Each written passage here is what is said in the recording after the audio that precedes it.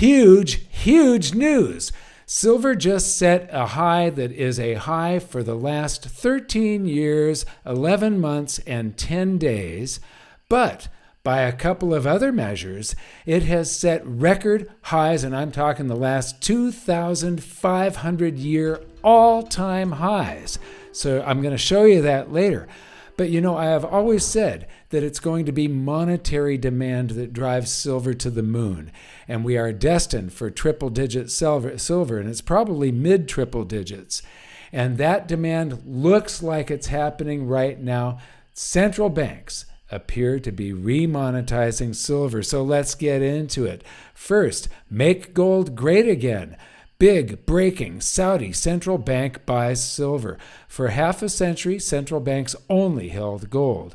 Russia broke that trend last year with silver purchases. Few believed, but here it is. Silver is being remonetized. Moving on. On the same day, Hansa Czerny recognized that silver spot above futures is a warning signal. Now, normally we're in something called contango, where people pay a premium for delivery of silver out in the future. When silver today goes above the price of the silver futures contracts, that's backwardation. And that is a rare and important signal. The spot price briefly traded at $39.31, while the September 2025 futures contracts stood lower at $38.99. So this is a very important warning signal, and here's what that looked like on those silver futures. Moving on, Hansa Czerny again, draft status. Silver has been added for the first time to the 2025 U.S. draft list of critical minerals. And Bob Coleman says the Department of the Interior released draft 2025 list of critical minerals. Guess who's on it? And he published the list here. And yes, if you scroll down, you will see that silver, and this column says, yes, it's a byproduct of mining other metals, zinc, lead, copper, and gold. What happens if there's an economic slowdown or some sort of crisis globally? They slow down all the usage. You don't make as many car batteries. You don't make as much things with lead, and you use a lot less copper to build homes and wiring and all of that. This is where most of the silver comes from. And so just as everybody wants it, just as I predicted in my first book, released back in 2008, and I reiterated in my last book, released in 2023, that there's going to come a day where everybody wants silver, but nobody is going to be using all of these byproducts, so the supply goes away just as the demand is increasing. Moving on, make gold great. Finally, is officially listed critical mineral on draft 2025 Department of the Interior. Can I now suggest where it fits on their table? And this is great. We've got importance to energy, and we've got supply risk. And silver, out of all of these different minerals that are listed as important or supply risk, silver is actually the most important one. So make gold great is absolutely spot on with that assessment. And then I want to point out how small the silver market is right now. This is insane.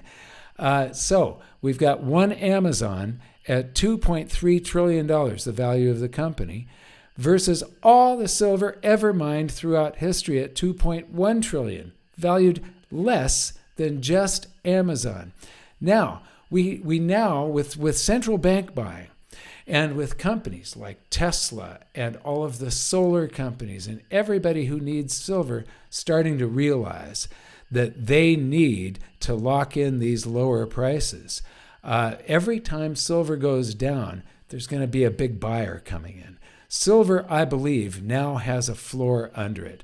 This is really, really big, and it's really important.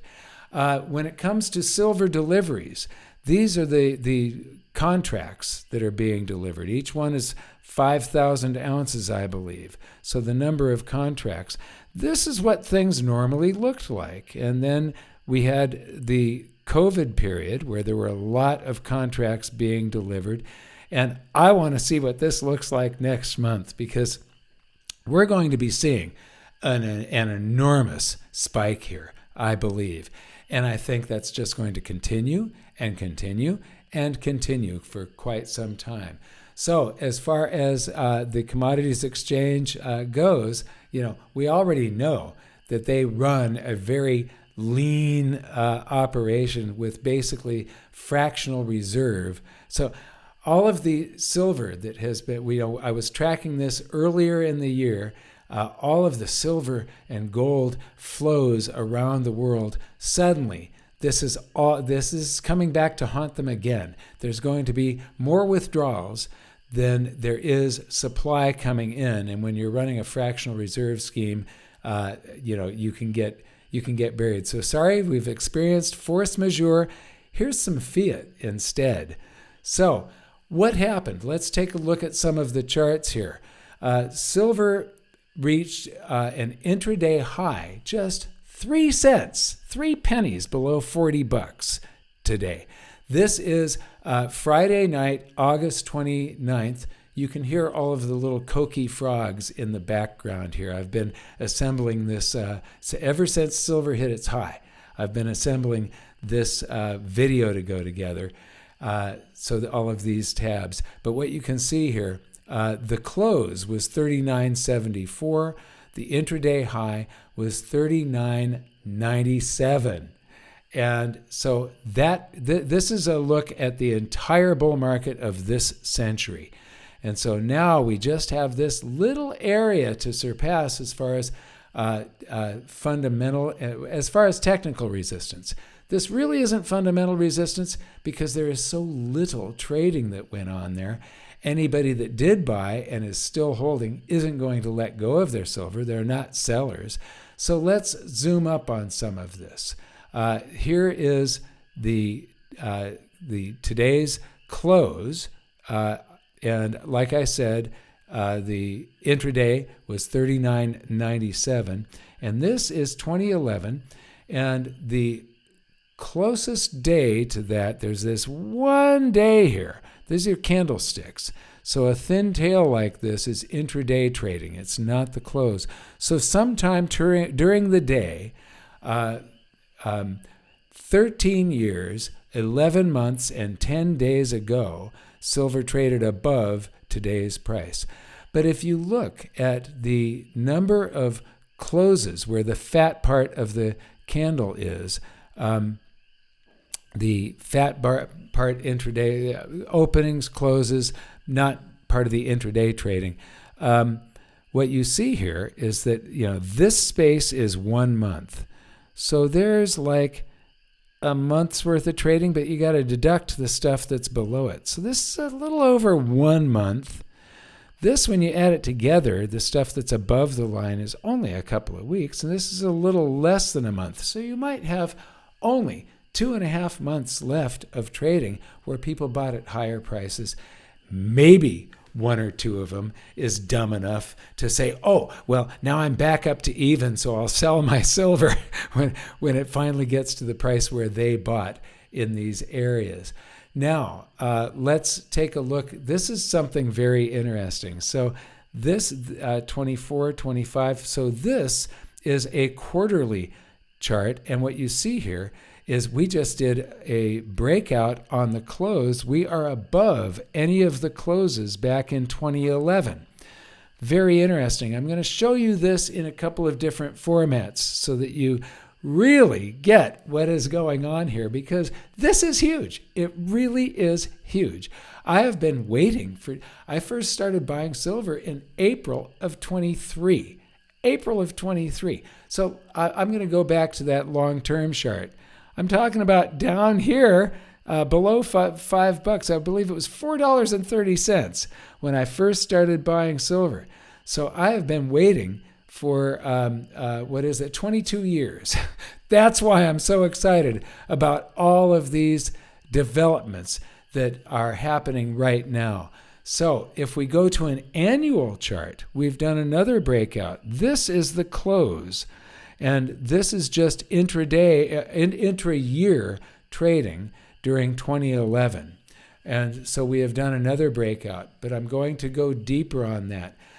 These are candlesticks.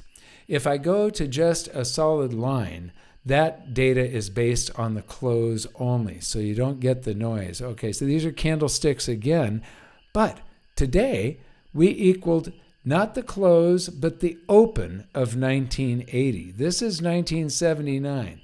Each one of these is a fiscal year going back from, this is August 29th, so this is August 29th of last year is the close of this year, and so on and so forth. So they're fiscal years.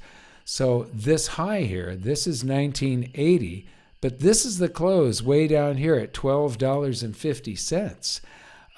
This is the hollow body candles are up candles where the open is at the bottom and the close is at the top.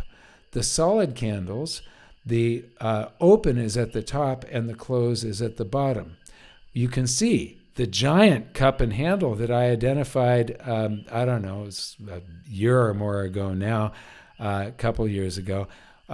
We were making a cup and handle here, and we did it in gold, and I was tracking that, and everybody was all excited. But nobody, it was a while before I took a look at a 50-year chart, and I went, oh my God, we are developing the handle of a cup and handle formation that has been developing over the past 45 years.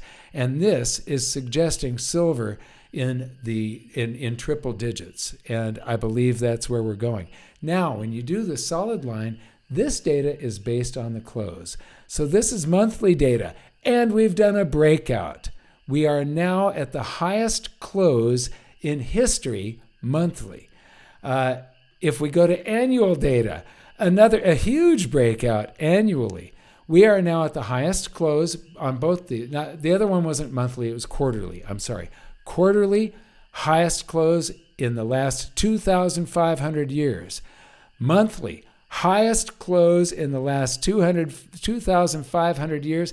And you can see this giant cup and handle. However, in a video that Alan and I did a few weeks ago, Jason McNatt says, that's not a cup and handle, it's a beer stein. And I am going to celebrate when silver breaks that, on a closing basis on stock charts, it says that $49.45 was the high. The intraday high on the Chicago Mercantile Exchange was $52.50. And so once this thing passes $50, and it will, and it's probably going to do it soon, then it's time to kick back and have a beer, because I've been waiting 22 years for this. I want to thank you for watching. We'll see you next time. Invest and earn up to $2,000 in bonus silver at goldsilver.com. It's easy. Step 1. Open any gold-silver storage account excluding IRAs. Step 2. Purchase your precious metals. Step 3. Get up to $2,000 in bonus silver dropped straight into your vault. Visit goldsilver.com/free silver to claim your silver.